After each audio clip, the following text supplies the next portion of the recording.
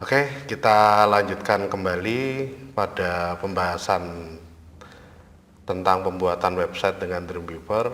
Kalau di dalam materi pertama saya sudah share tentang presentasi dan juga cheat sheet ya dari CSS yang menggunakan kode. Nah, di sini kita coba untuk membuat CSS dari software Dreamweaver-nya. Di mana di dalam pembuatan CSS dengan software Dreamweaver, di situ ada beberapa kemudahan. Yang pertama, tidak perlu mengetik kode. Yang kedua, selektor juga sudah ditentukan, bisa menggunakan kelas. Kemudian yang kedua, selain kelas di situ ada ID dan juga tags ya, atau gabungan ketiganya. Oke, kita langsung saja lanjutkan di dalam pengaturannya. Selamat menyaksikan. Ya, untuk selanjutnya kita bahas pembuatan CSS dari Dreamweaver ya. Yang mana di sini tetap acuannya adalah dokumen HTML yang perlu kita siapkan dulu. Jadi setelah terbuka Dreamweaver-nya seperti yang ada di layar, kita tinggal klik HTML ya, untuk membuat dokumen HTML baru. Nah, kalau sudah terbuat dokumen HTML baru, kita tinggal siapkan CSS-nya terlebih dahulu sesuai yang diinginkan. Jadi untuk pengaturannya di sini nanti kita tinggal klik ya, klik pada icon new CSS rule yang ada di dalam tab CSS style ya. Jadi tab CSS style di sini bisa terlihat dengan cara diklik dari menu Windows, kemudian klik CSS style. Itu seandainya sudah tertutup ya. Jadi kalau sudah tercentang di sini atau tertanda cek, itu berarti sudah terbuka ya. Nah, setelah terbuka tinggal diklik saja new CSS rule. Kemudian setelah itu kita tinggal tentukan selektornya, selektor type seperti dalam presentasi yang sudah saya bagikan ke Anda. Di situ dibagi menjadi 3 bagian ya. Yang pertama ada tag, kemudian ada kelas, dan juga ada ID. Nah, kelas ini implementasinya untuk satu kelompok pengaturan yang sama ya. Jadi satu kelompok pengaturan yang sama, sedangkan untuk ID ini untuk personal identity ya. Identity berarti identitas atau yang melekat pada satu personal atau satu objek saja. Sedangkan kalau tag ini berdasarkan perintah-perintah yang ada di dalam dokumen HTML seperti body, kemudian ada P, ada H1 sampai H6, ada table, ada TD, TH, dan lain sebagainya ya. Oke, mari kita coba buat dulu yang pertama, yaitu tag ya. Nah, tag di sini secara default akan terpilih body. Jadi ketika kita memilih selektor tag, kemudian selektor name-nya di sini body ditentukan, berarti nanti implementasi dari pengaturan style yang kita lakukan di situ akan diimplementasikan ke semua bagian dari body ya. Yang mana semua konten web itu ada di dalam body, berarti semua yang ada di dalam konten web itu juga akan terpengaruh atau terformat seperti yang kita atur di dalam body-nya. Nah, kalau sudah kita tentukan selector name, kemudian kita tentukan ada rule definition di sini, ini untuk penggunaan CSS-nya ya. CSS-nya di situ akan digunakan di dalam satu dokumen saja atau di banyak dokumen. Nah, untuk pengaturannya kalau misalkan hanya untuk satu dokumen saja, berarti nanti untuk dokumen yang lain itu harus membuat CSS yang sama. Berarti kita membuat banyak CSS di banyak dokumen kalau itu hanya untuk dokumen yang berlaku atau untuk dokumen yang aktif. Sedangkan kalau pengen satu style yang bisa diimplementasikan ke banyak dokumen, di sini kita bisa buat dulu CSS rule-nya ya. Nah, new style sheet rule dalam bentuk file ini kita bisa tentukan ya.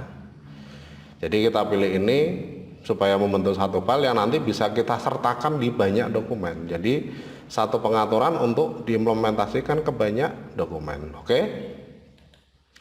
Nah, kalau sudah, karena kita memilih file CSS, diminta untuk menyimpan file yang tipenya CSS ya. Jadi ada dua nanti. Yang pertama adalah dokumen utamanya itu HTML, sedangkan untuk stylenya di sini adalah dokumen CSS ya. Kasih nama bebas saja, misalkan saja style 1 ya. Oke. Kemudian foldernya juga perlu ditentukan. Di sini juga bebas ya, misalkan saja di My Document atau di mana terserah ya. Yang penting nanti file CSS ini harus satu folder dengan dokumen HTML. Oke, ya save. Oke. Nah, nanti akan terbuka CSS rule definition for body in style 1.css seperti yang kita tentukan di awal ya.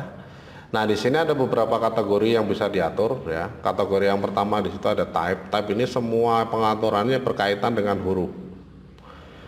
Jadi seperti bentuk huruf, kemudian ukuran huruf, kemudian gaya atau tampilan huruf ya. Di sini ada italic ya, ada normal dan lainnya. Kemudian ada font weight, ini ada bold ya, normal, kemudian ada underline, ada color ya. Semua yang berkaitan dengan tag di sini ada di type.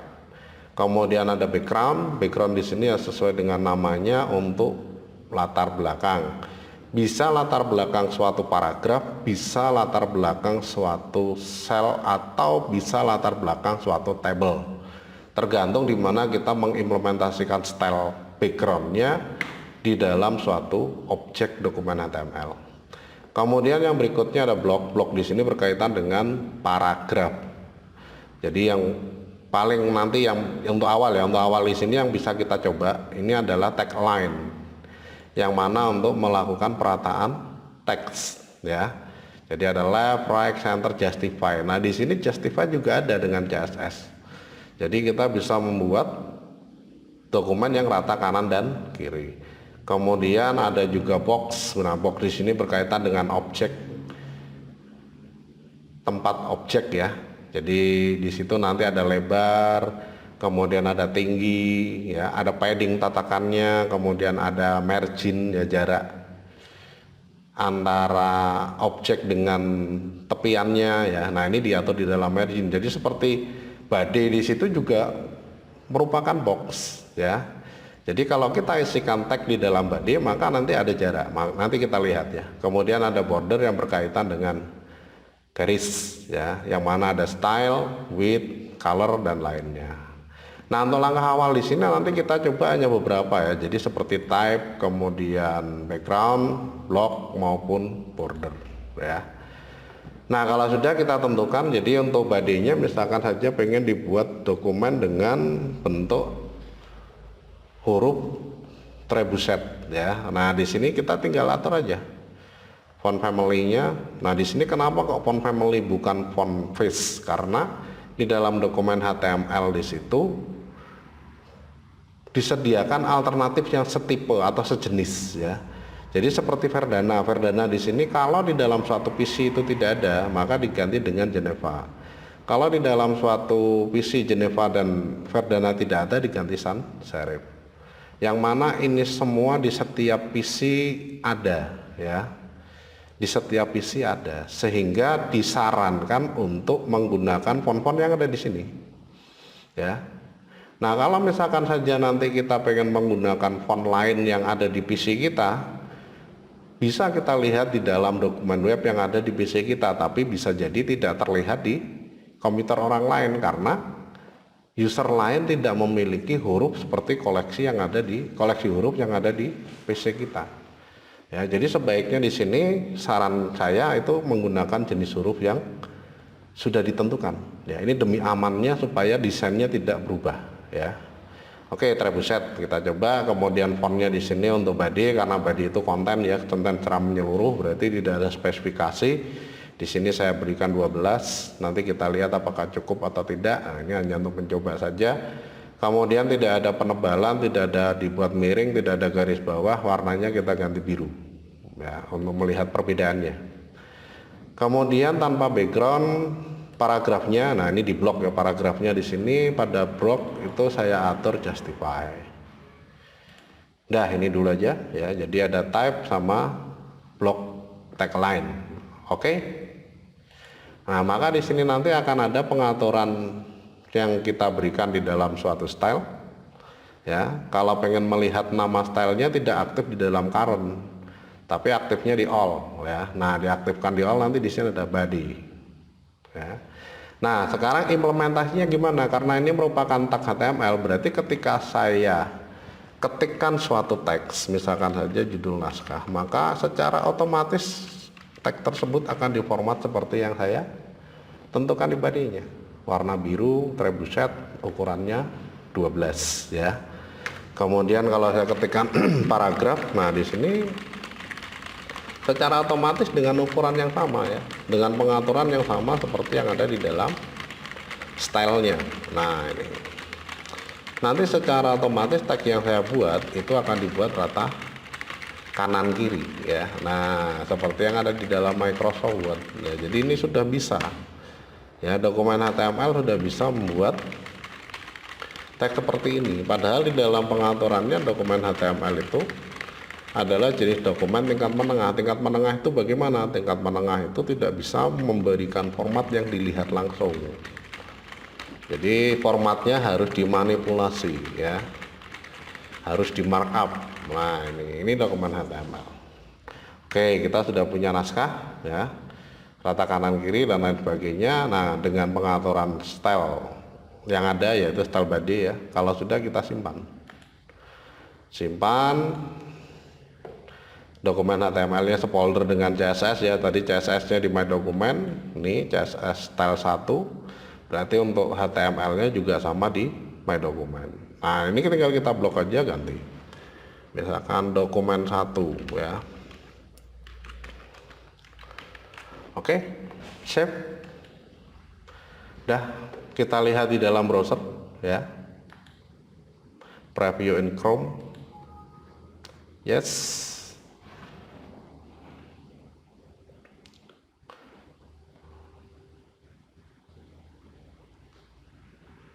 Nah, tampil seperti yang ditentukan dalam pengaturannya. Nah, sekarang kita coba buat CSS yang kedua untuk yang kelas maupun CSS yang ketiga untuk yang ID ya. Nah, kelas di sini misalkan di sini ada subjudul ya. Subjudul naskah misalnya poin A. Nah, poin A di sini merupakan subjudul dengan pengaturan sendiri. Jadi judul punya pengaturan sendiri, subjudul naskah punya pengaturan tersendiri. Nah ini poin B juga ada subjudul naskah juga misalkan ya. Nah oke, dengan naskah yang ini saja biar cepet ya. Oke, jadi sekarang kita punya konten ya, kemudian punya subjudul, punya judul. Nah kalau kita lihat ya, subjudul di sini ada lebih dari satu. Berarti kalau kita pengen mengimplementasikan subjudul ini dengan style, berarti subjudul ini harus dengan menggunakan kelas karena lebih dari satu atau berkelompok. Sedangkan judul naskah ini cuma satu, bisa menggunakan ID. Nah, untuk membuat style baru, nanti di sini kita gunakan cara yang sama seperti yang tadi ya. Jadi new CSS rule. Nah, kemudian kalau sudah, kita pilih kelas untuk subjudul dulu ya. Kelas, kemudian kita beri nama subjudul atau subjudul. Sudah? Masih di file yang sama ya, style1.css. Oke. Nah, kalau sudah kita berikan subjudul di sini, formatnya agak besar hurufnya ya, berarti masih dengan font yang sama, trebuchet dengan warna yang sama, biru. Kemudian ukurannya yang berbeda, misalkan saja 18 atau 16 lah ya. Nah, 16 tebal ya, bold. Oke. Ya. Standar rata kiri tidak perlu diubah, berarti di sini tidak perlu ada perubahan di blok ya. Apakah pengen diberi background? Tidak. Background warna tidak, berarti tidak perlu, langsung aja di oke ya. Oke. Nah, maka nanti kita bisa lihat ya. Di sini sudah ada satu kelas subjudul. Kemudian kita buat lagi kelas baru, kita buat lagi style baru ya, style baru yang tipenya ID. Kita beri nama judul. Di dalam file yang sama, style 1.css, kemudian di OK. Jenis hurufnya sama, trebuchet, kemudian ukurannya lebih besar lagi, 24 misalkan. Tebal juga ya. Warnanya pengen hitam misalkan. Nah, nggak apa-apa. Untuk melihat saja. Kemudian diberi background warna kuning ya. Nah, berarti di sini background color ya, kuning. Kemudian rata tengah dari di dalam blok ya, blok, kemudian tag align ini center. Oke.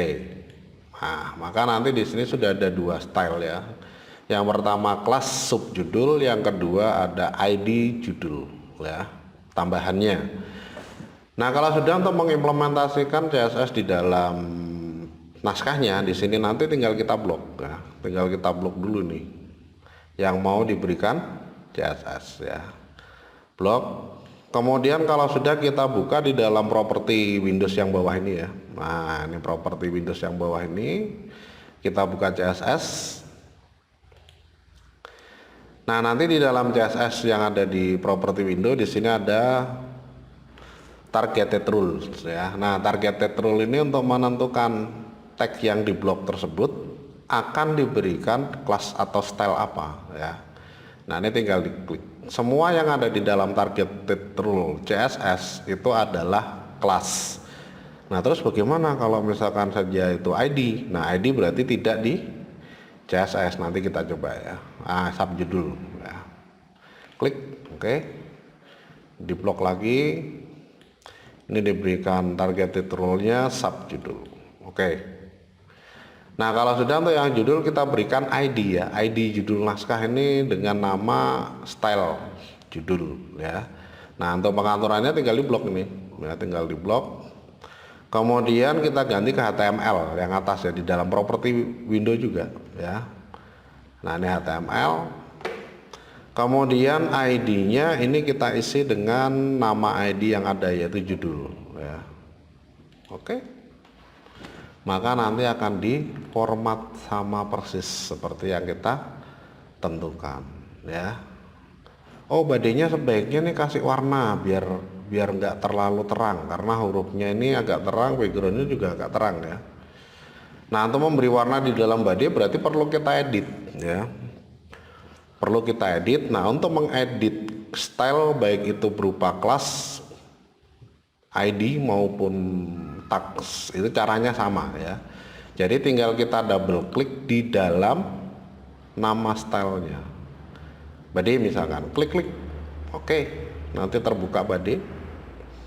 Nah, kita berikan background misalkan saja orange ya, agak tua ya, agak gelap ya, orange ini misalkan. Oke. Nah, maka hasilnya akan tampil. Oh, nggak pas ya, tinggal di double klik lagi body ya. Kita edit di dalam background ini dengan warna yang kita inginkan, yang ingin kita tampilkan di dalam stylenya, misalkan hijau tua, enggak apa-apa. Oke. Nah, itu di dalam mengatur stylenya ya, maupun mengedit. Jadi di sini kita sudah punya 3 style. Yang pertama berupa tag. Tag di situ tidak perlu dipanggil atau tidak perlu dimasukkan ke dalam suatu tag karena secara otomatis ya semua yang ada di dalam body akan terformat style yang ditentukan pada style body. Sedangkan kalau subjudul atau berupa kelas ya, kelas subjudul ini implementasinya harus dengan cara di blok. Kemudian kita pilih CSS, kita tentukan dari targeted rule. Sedangkan untuk ID ini juga sama, kita tentukan dari proses blocking di dalam teksnya, kemudian kita tentukan dari HTML ID ya. Nah, itu kalau sudah disimpan ulang semuanya tinggal dipilih menu file, save all ya. Kemudian dilihat di dalam browser. Preview in Chrome. Di sini sudah langsung berubah ya. Itu kemudian saya buat lagi satu dokumen new sama ya, HTML create, kemudian ini judul naskah ya, dokumen 2. Oke, kemudian di sini ada naskahnya dulu sedikit ya. Kemudian nanti di sini juga ada subnya ya, sama seperti tadi. Nah, subjudul, kemudian naskahnya ya, kemudian ada subjudul lagi, sama ya.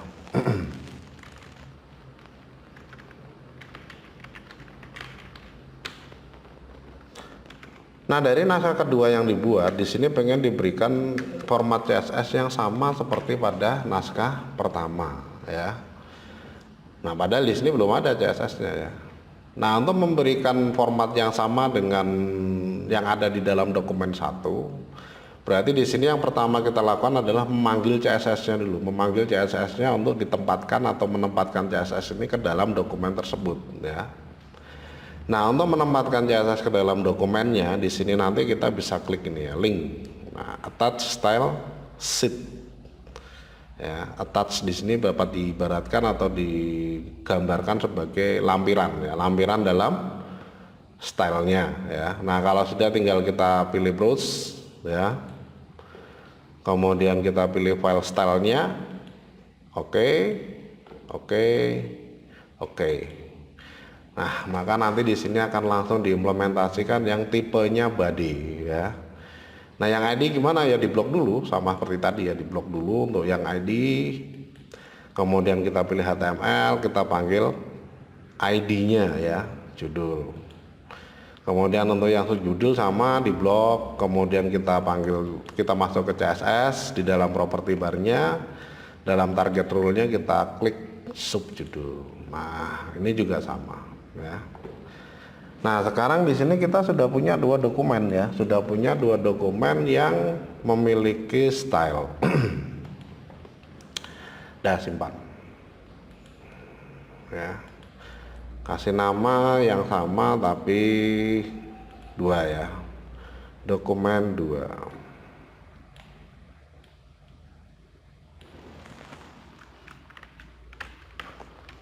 Oke. Ya, save. Nah, kalau sudah saya tutup semua. Nah, setelah dibuat ada perubahan konsep, untuk bentuk hurufnya ganti Arial, kemudian ukurannya sama ya, 24 maupun 16 dan 12 ya. Kemudian untuk warna huruf ganti ya, ganti putih dengan background hitam, semuanya dari judul, subjudul maupun konten. Nah, kalau ada perubahan di sini, berarti yang perlu kita lakukan adalah membuka stylenya saja ya. Jadi kita buka stylenya dari Windows Explorer ya. Ini. Kemudian kita aktifkan ke My Document, double klik style 1 CSS ya. Atau kalau tidak, diklik kanan, open with. Nah, ini Dreamweaver CS6 ya. Nah, nanti setelah kita buka di dalam Dreamweaver, kalau kita tidak paham pengaturan yang berkaitan dengan kode, di sini sudah ada ya. Nah, ini tinggal di double klik aja, body double klik, backgroundnya berarti hitam ya, background color hitam. Kemudian type diganti Arial, ukurannya tidak berubah, kemudian warnanya berubah jadi putih ya. Oke ya. Kemudian subjudul ya, double klik, warna hurufnya putih, kemudian backgroundnya hitam ya.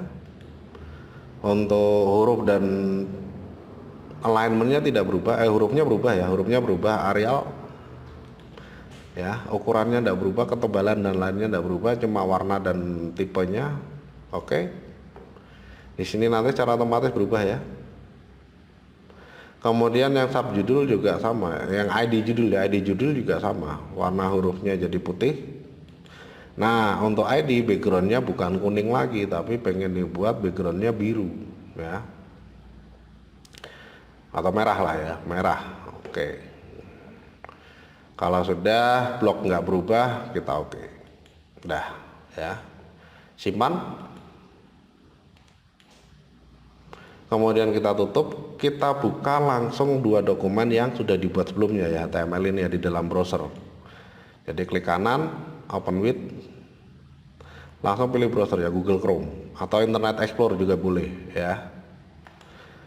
Nah, semuanya berubah, teksnya berubah ya, warna hurufnya berubah, ukurannya tetap, ketebalan tetap, kemudian warna background dan lain-lainnya berubah. Kita coba buka juga untuk yang dokumen kedua ya, open with Google Chrome.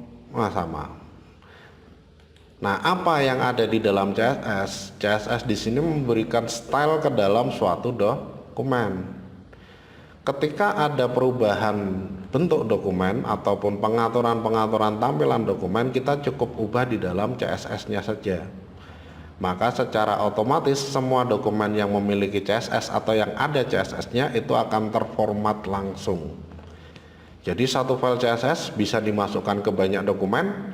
Sekali diubah file CSS-nya, maka banyak dokumen yang ada di situ akan berubah menjadi seperti yang ditentukan dalam CSS-nya ya, pada tampilannya ya. Nah, kalau sudah bisa kita lihat di sini untuk kontennya bisa dilihat tidak langsung menempel ya di tepinya. Nah, ini margin, ini jarak kosong, ini margin ya. Nah, jarak kosong ini margin ya. Nah, kalau kita pengen memberikan jarak kosong tambahan di dalam suatu objek ya, contohnya objeknya di sini adalah body, maka kita tinggal buka saja ya stylenya, double klik, apakah sudah langsung ke Dreamweaver ya, double klik, kemudian di body di sini kita tinggal double klik karena pengaturannya di body ya. Kemudian kita pilih box. Nah, marginnya ini tinggal ditambah, defaultnya kurang lebihnya 5 ya. Nah, ini saya buat menjadi 15. Nah, oke, save all. Kemudian kita buka yang ada di dokumennya ya, dokumen 1, jaraknya tambah ya menjadi lebih lebar. Nah, ini lebih pantas ya, jadi nggak terlalu mepet itu. Kemudian di sini mau saya beri bingkai ya di tiap paragraf. Nah, karena ini bingkai di tiap paragraf ya, maka kita buat aja kelas ya. Ini misalkan mau dibuat satu kelas 2 paragraf ini ya, ini juga mau dibuat satu kelas ya. Nah, untuk mengatur itu di sini nanti kita tinggal tentukan ya, kita tinggal tentukan stylenya, kemudian kita buat style baru, bingkai misalkan ya, kelas nggak apa-apa. Kalau sudah di oke, hurufnya Arial, warnanya putih ya, kemudian ukurannya 12, tidak tebal tidak miring, kemudian langsung ke border, ke box dulu ya, box. Nah, paddingnya di sini saya berikan 10, kemudian border, nanti kita lihat padding di mana posisinya ya. Style garisnya ini solid, satu garis ya, jadi kalau ini titik-titik putus-putus, ini strip putus-putus, ini solid lurus ya, tidak putus-putus. Ini double lurus, nggak putus-putus ya. Kemudian warnanya kita tentukan misalkan saja ketebalannya ya, ketebalannya teak. Kemudian warnanya kuning. Oke ya, kuning oranye ya. Oke. Nah, nanti di sini akan ada satu kelas bingkai dengan pengaturan yang ada ya. Nah, apakah bingkai ini langsung bisa diimplementasikan ke dalam dokumen yang ada? Ya tidak bisa, karena belum diberikan ya. Jadi kalau ini dibuka ya masih belum ada bingkai karena belum diimplementasikan. Nah, di sini kita buka dulu, open with Dreamweaver ya.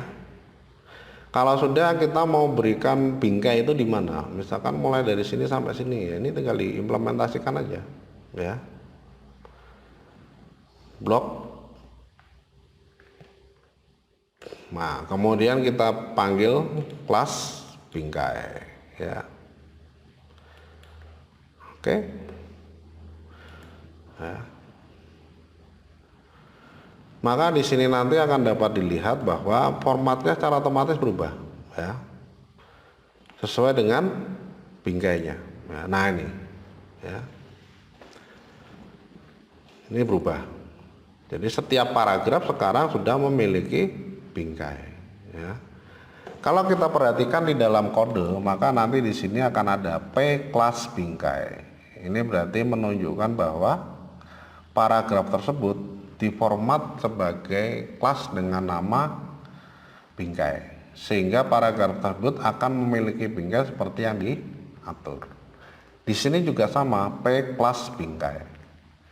Ya, berarti semua paragraf yang mempunyai kelas berarti dia akan diatur seperti yang ada, ya, secara otomatis. Ya, itu. Nah, ini di dalam pengaturannya, ya. Nah, hasilnya seperti ini. Setiap paragraf memiliki bingkai dengan padding. Nah, padding ini jarak ini, ya.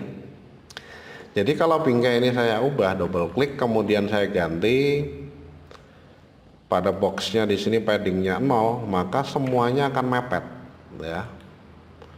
Bordernya saya ganti aja dengan ukuran tertentu, value 1 pixel, ya, biar nggak terlalu tebal. Oke, nah ini mepet semua, ini nggak ada jarak tambahan, ya. Jadi kalau pengen ada jarak tambahan, maka di sini perlu adanya padding, tataan, ya. Nah, yang namanya tataan yang lebih besar dari objeknya. Nah, ya. Nah, lebih oke, ya. Kalau ini nggak pengen diatur gitu gimana, ya, tinggal di blok. Di blok kita panggil kelas sub judul. Nah, ya. Nah, itu di dalam pengaturan CSS-nya, ya, pengeditan maupun pengaturan-pengaturan lain yang ada di dalam style sheet yang diimplementasikan ke dalam dokumen. Demikian beberapa hal yang berkaitan dengan CSS, ya, seperti yang sudah kita saksikan bersama. Pada intinya CSS itu memberikan style yang pada proses awal penambahannya itu memang kelihatannya agak susah, ya, agak rumit, bukan susah, agak rumit karena harus ditambahkan di semua dokumen. Tapi pada saat kita mengedit itu nanti akan terjadi beberapa hal kemudahan yang bisa dilihat dari pengaturan CSS-nya. Demikian dari saya akhiri. Assalamualaikum warahmatullahi wabarakatuh.